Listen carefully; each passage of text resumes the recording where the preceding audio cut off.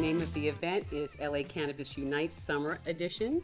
The reason it's Summer Edition is because we did this similar event in December at the same venue, and it was such a big hit, we decided to do it again. The reason these events are so important, I think people are just so hungry for that one-on-one in-person interaction. After being sequestered for 2.5 years from COVID and everybody was siloed off, folks really want that human connection again. And it just offers people an opportunity to cultivate relationships and connect one-on-one. These events are really important to give people a venue to network with thought leaders and cultivators and operators and manufacturers and supply chain folks and, just industry people and non-industry people as well. And it's just not for business folks, it's for people who want to have a career in the cannabis space. The social equity program is designed to assist people who were disproportionately impacted by the failed war on drugs.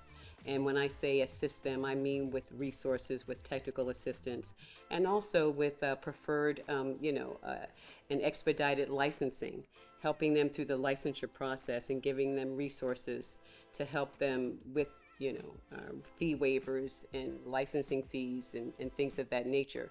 So the equity program is for folks who are, as I said, who were disproportionately impacted, but you also have to be a verified social equity applicant to participate in this program.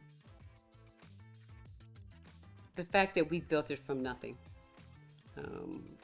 I got hired in 2019 after Prop 64 was passed in 2016. DCR was created in 2017, right? And they were issuing licenses in 2017, which I believe was a mistake. We should have had our technical assistance program up and running prior to that. I think if we had had all the resources that we have now, that first group of entrepreneurs would have had a very different experience. A lot of people lost a lot of time and treasure. That first group, our Phase 3 Retail Round 1 folks, because we didn't have the technical support available. We didn't have our low bono and pro bono legal services. We didn't have our grants program set up. We didn't have our learning management system. We didn't have our one-on-one coaching. All the things that we have now that really make a difference in people's ability to stand up their businesses and stay in compliance, that wasn't available. So to answer your question, I'm proud that we've built something from nothing with the limited resources that we do have. And I believe that has made a difference in people's lives and their ability to actually compete in this very competitive industry. SEED is an acronym for Social Equity Economic Development. It's funded through the Cannabis Equity Grant for Local Jurisdiction that GoBiz gives out every year. We've been able to secure funding from the state now for the third year. Each year has a different focus. This year, our SEED grant program is for rental assistance. That's one of the pain points that we know from our equity applicants and licensees. We all know that rent is exorbitant here in Los Angeles.